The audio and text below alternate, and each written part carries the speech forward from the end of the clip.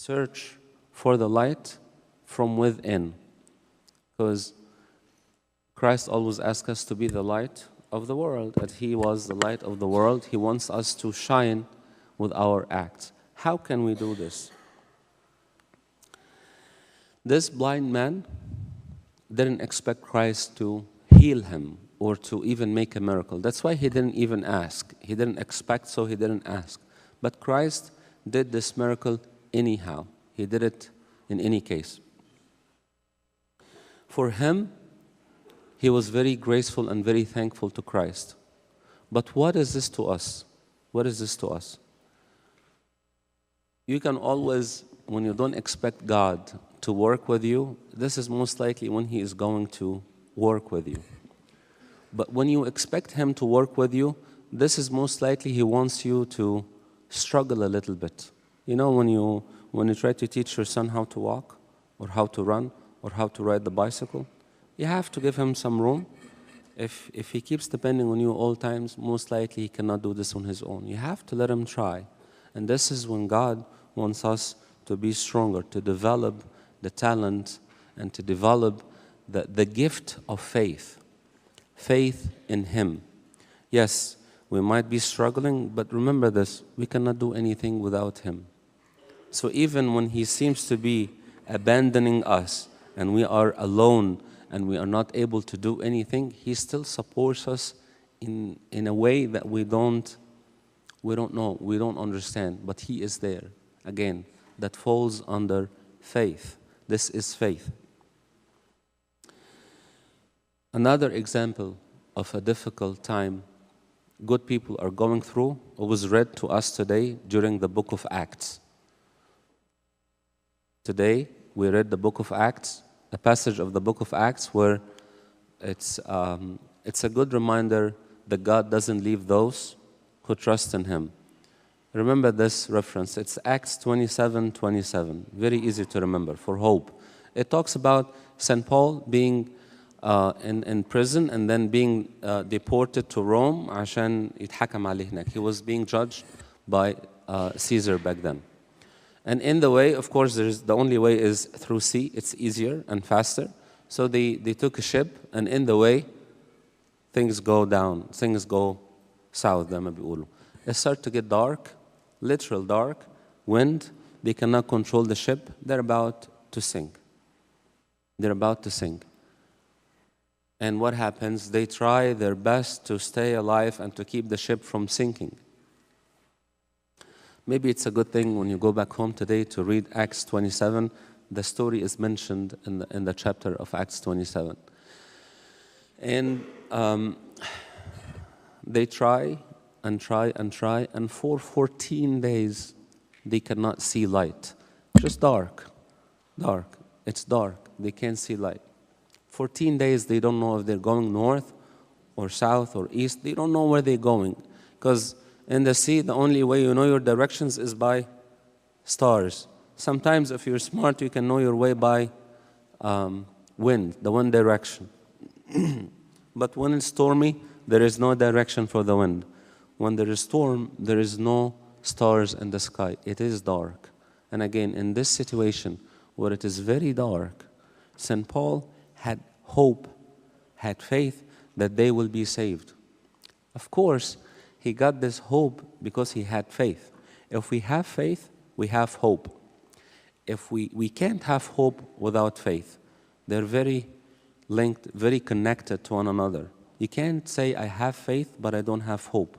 If you have faith, you have hope. And you can't have faith without love, because you love God, then you have faith in Him, and faith will bring hope. That's why the three are always connected. Love, faith, and hope. St. Paul had faith and had the angel of the Lord stood by him, and here is what he told him. And it's very powerful statement that I want you to remember. That's why I want you to read Acts 27. The angel of the Lord gives St. Paul this promise. He says, not one hair falls from the head of any of you. We have about 260 persons on this ship, and we are in the midst of the sea, and the ship is about to sink. We're almost navigating with a shipwreck. It's not a full ship anymore, and you're telling me not even one hair will fall from any of the people's head? He says, yes, that's the promise. And that is his promise to us during the difficult time. When it is dark, when there is no light, remember this. He had promised that nothing bad will happen to us. Remember this. When the born blind has zero hope that he can see again, Christ came and enlightened his eyes. More than that, what I want you to always work and labor for is the inner vision, inner sight. Christ opened this man's eyes, or gave him new eyes. But what's more importantly, that this man, after this miracle, started to think in a different way. Okay, this man created new eyes for me. And the Pharisee says that he is not from God. But if he's not from God, then God will not listen to him. And whatever he did, this is a miracle we never heard about before. So if he's a sinner, how can God listen to a sinner? That's not going to work. So he must be a holy man, and the Pharisees are wrong. He came to a logical conclusion that this man is a holy man, and whatever the Pharisees are claiming against him is wrong. And this is what we want to learn and to put in practical life every day. Whatever Christ teaches us is right, is light, is correct. Whatever the world teaches us may be wrong.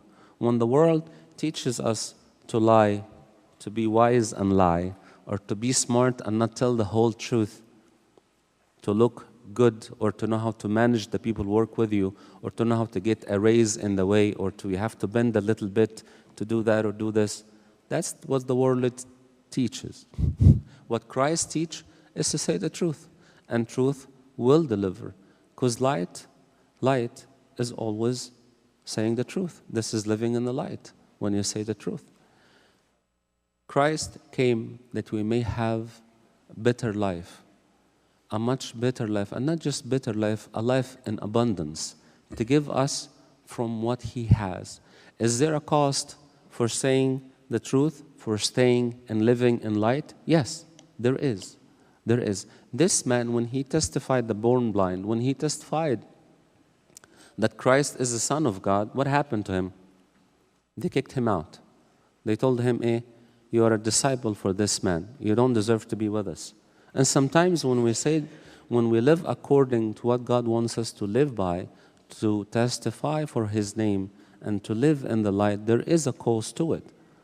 Like, this man is just, بالعربي يقول لك متدروش. Or in English, he's what? مش عارف, possessed? I've never heard that before. But it's, they label you in a sarcastic way because you try to do the right thing. And they make fun of you. They, instead of calling you by your name, they put saint before your name. They say, Saint Fulan.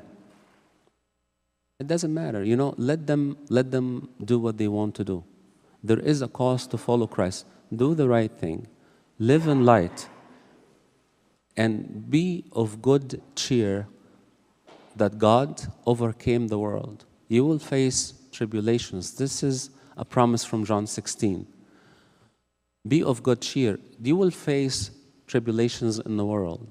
But then Christ says, be of good cheer, because he has overcome the world. So whatever cost that we have to pay, it's nothing compared to living in light. Living in light is very rewarding. There is no coexistence with light and dark. It's either dark or light. There is no half Christian. Christianity is either all in or none. Christianity is either all in or none. To live in the area, in the gray area where you cannot tell it's not dark, it's not light, this is not from God. This is from the world. Try to convince our consciences with certain things like as I said earlier, people saying lies, and someone labeled this as wisdom. No, it is a lie. You didn't say the truth. There's only one way to say the truth, and 1,000 ways to tell a lie. But there is only one way to say the truth. It's not wisdom. Wisdom that comes from God, make peace. But wisdom that comes from this world, no peace, cause problems. So living in light is very rewarding. May God give us to live in light. May God give us the inner light that can shine to everyone around us. To Him is glory forever and ever. Amen.